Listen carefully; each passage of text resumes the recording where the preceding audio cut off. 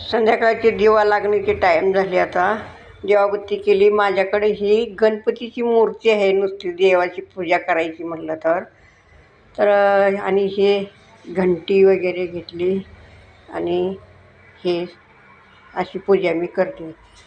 संध्याकाळचं आता दिवाबत्ती झाली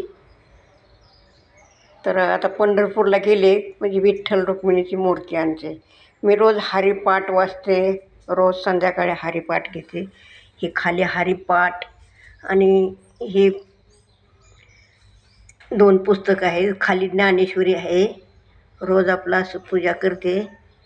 तर मला सगळं काय काय घ्यायचं, कशाने काय करावं आणि काय नाही, तर मला सगळं काही भेटावं ह्याच्यासाठी मला